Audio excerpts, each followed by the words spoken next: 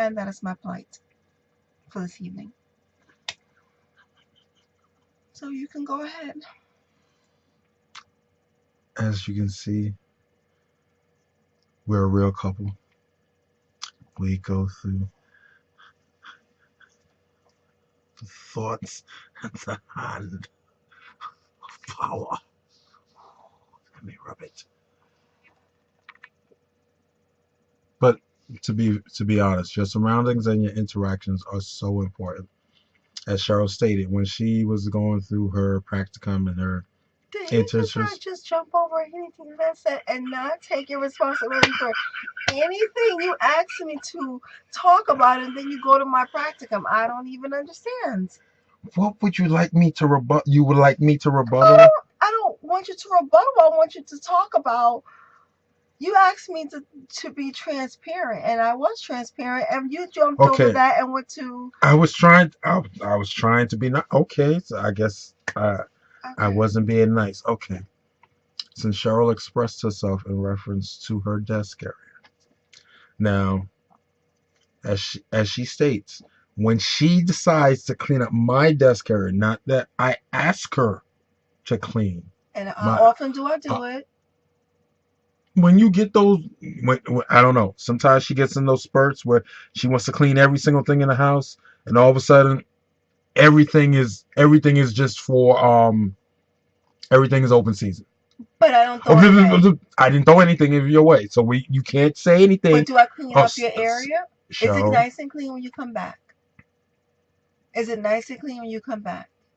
So you saying your area wasn't nice and clean when you got there? Other than the stuff that was on the floor already that I pulled out to the Oh front, gosh. to the Oh stuff gosh. that no No, no no no, no. stop So you're stop wait saying wait wait that the stuff that was on wait top of my desk whoa whoa needed to no no be no on the no floor. no no. The Got only it. thing I should have put back was that box, the Versace box. Other than that, there was nothing else. Okay, thanks. There was nothing else. I'm just saying, when I clean up your area, you don't leave the area messy. You do not leave. If you're gonna So we pull have it to leave out, the surroundings in a particular way. if you're gonna pull out Pull out what? things, or you're gonna sweep around like this dust behind you or whatever, if you're gonna do that, then complete it. If I'm not gonna come into your area and knowing that I have to do something, or knowing that I'm starting a project in your area, I am not going to leave it in a way that is just disrespectful. And I felt that was disrespectful for you to leave it that way, and then you to tell me that you're not going to do it. That is wrong. So not only did I pull the stuff that was on the floor out, stuff that you probably needed, couldn't find, or anything else that I brought to the forefront, didn't make a decision on myself to say, oh, she doesn't need this, she doesn't need that, oh, she I should get rid of this, get rid of that. I pulled everything that was all over the place to the front.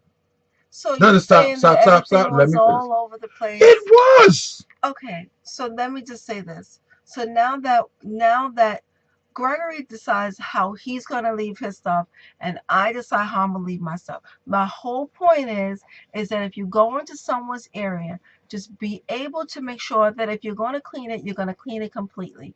Because if when I go into your area, I completely clean it. Because things do fall behind the desk. Things do fall behind the scenes. And the whole point is, if you have to go back there and deal with wires, then if you see it back there, I'm not telling you to throw it in the garbage, but I am asking you, if you're going to pull out the dust, then you make sure it's But you had stuff that was in the back okay. So by the wires. No, no, no. Let's just let's just no, no. right now, say what you should have did. Well, I'm telling you what you should have did, and I'm saying to be very helpful in the surroundings if you're going to do something in that regard, because you do like a neat area. My thing is, when you go into someone else's surroundings, you got to make sure that you're respecting their surroundings just like I respect your surroundings. Okay, I So if have no I problem with that. respect your surroundings, you have to respect my surroundings. I didn't say you throw anything away, but don't walk away and say you're not going to do anything. That's and that could be caught taken as being disrespectful to someone. Like, I'm not going to do it. You tell me you're not going to do anything. Now that is wrong. That is what I was annoyed at. You telling me that you're not going to finish that. If you brought the stuff out, you did that or whatever, The So you broom is want it? right there. The broom is right there. Sweep it up. Just like your area. I've been many a days I've come in your area and helped you sweep, help you do this, help you do that in that area. It's just a point of is I know it's your area. I'm respecting your area. Just put the stuff over there. And I never walk away and say, oh, I pulled that stuff out, but I'm going to leave it there. I started a job and I'm going to finish a job.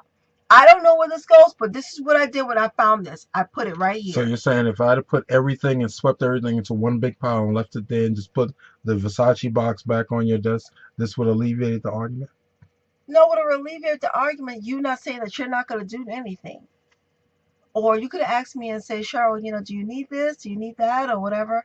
Or what would you like me to do with this stuff? It's just common courtesy.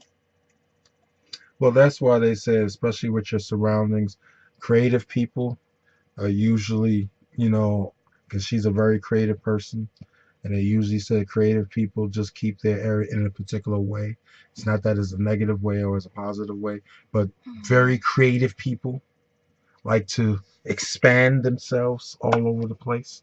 So I just love my creativity in my wife. I do honor the creativity in my wife because she has done a lot of things over the years and will probably continue to do things in her future body that will be a help and to a blessing to others. So I love her talent. That's so don't before anyone thinks that I have an issue with her. It's not an issue with her. We just that's always been a how should I say a demilitarized zone between us in reference to, man, wife, in reference to how we want certain things done. And I know plenty of people in relationships all over the globe. You go through the same things.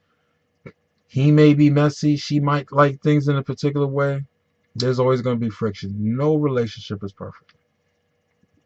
But to deal with that, but I understand one thing about her interactions are good. The people that she interacts with are good. The people that she allowed herself, that she's gleaned from, that she aspires to be, the things that the people who are around her who would try to aspire to be her. So I know that I picked a great one, great thing, and this is just a minor tiff and a minor myth. And it's true. I should have probably been a little bit more respectful in a way of just saying that, because that used to be a pet peeve of hers. I would clean up, and by the time she realized the stuff that she thought she needed, for me, if I see it on the floor, I'm throwing it in the trash.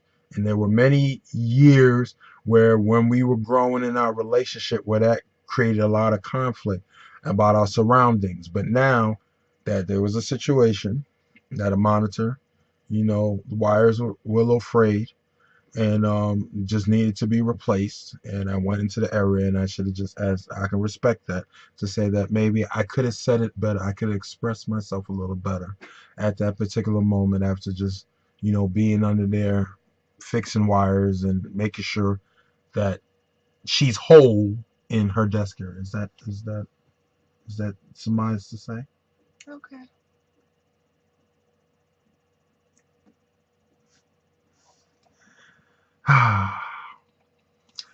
Your surroundings and your interactions are beneficial to where you are going. Eagles hang out with eagles. Pigeons hang out with pigeons.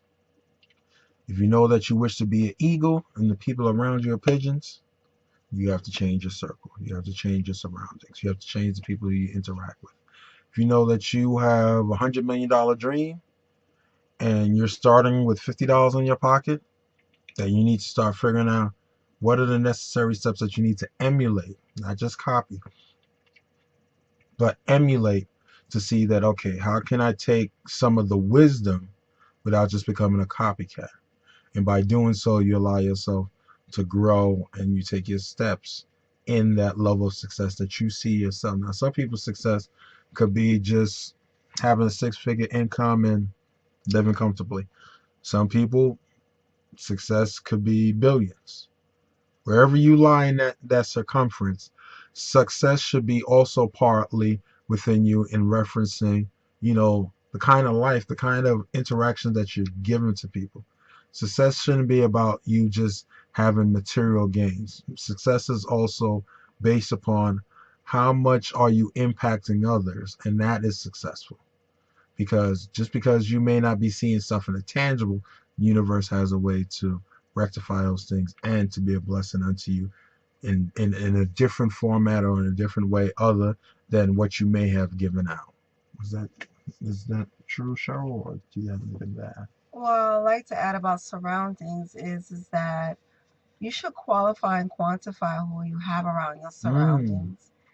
Because I work in an office where you can have someone that's very positive or very negative. mm, And it always seemed like people will come to my office for if they want a positive moment because I don't allow any negativity past my threshold. It's just a point where you have to make sure your space is a point where it's like a spiritual type mm, thing where you cannot allow any type of negativity to reign mm, in your aura because that what you think about, that what you surround yourself around is what you will become. mm, So you got to make sure that what you're thinking about, what you're surrounding yourself with around, things of positivity. That's what you want to make sure that you have around you. And you want to make sure the people that are around you are positive. And it's not, just take your workplace by instance. If you have someone that you feel is very negative and is always a Debbie Downer, always a mm, person that's coming to you and want to complain, mm, you can flip that around because you can always say, get the brighter side of everything and be that person of a sunshine. When you come in there, and that may just annoy the heck out of them, but the point is that you are not allowing their problems to become bigger than mm, your positive moment. Your surroundings make you, if I don't care if it's a cubicle that you have, make that cubicle something of substantial amount of positivity glooming or gleaming that someone can glean from. What did somebody get today? What type of thing are you giving off today? And that is the thing that is about when I hear about surroundings, as any successful people, they will tell you that you have to, in order to be an entrepreneur, mm, you have to have a positive mind. mm, You cannot say that, oh, I'm not going to make it this week, because quite frankly, you probably won't make it this week mm, if that is your thinking pattern. So if you're prone to have a negative thinking power or negative, and as I always say, power is because your mind is power. What you think about, you attract to you. I always think about the laws of success, and the mm, keys. That is, you need to get that book if you had never read it before. And it's the power of what you attract. The laws of attraction is very true because our power of our mind of what we think about, we attract these things to us. mm, And a lot of time with motivation is a lot of things that a lot of the skills and the things that we teach about is first getting our mind set correct to think positive because it's an inward work. mm. We can help you to the point, but you have to keep yourself there. Come It's a on. point of being there and getting yourself to the water, like you said, you can't make that horse drink the water. So if you have to choose whether you're going to be positive or whether you're going to be negative, because all the positivity will gain more to you than negative. My grandmother always used to say this, and she's from the South, you get more honey, more flies with honey than you will with vinegar. So the thing is, vinegar is sour to the taste. Honey is sweet to the taste. Mm, So you gotta make sure what you're doing on your surroundings is sweet to the taste, because that's the only way things are gonna come to your aura. And not one day think that one day you're positive, the next day you're negative. mm, mm, It is an ongoing thing. You cannot stop. You have to continue to think and then move towards your goals in doing so. So you got to make sure that you're staying in a positive space. Get an area around you where your aura can now, that you can meditate, that you can now talk, and you could just talk to yourself. I talk to myself in the mirror every morning in the shower. I have my spiritual cleansing, and then I talk, and I get myself ready for the day. And you have to get yourself ready and prepared for today, because you never know if you are going to bump into someone that may change your destiny like that. So you never know if today is your day to now build your purpose in life. That was very good. Well, thank you. Oh, so cute. Just so good. That was just so special. You deserve a kiss for that one. Let me behave. And now we're at the point that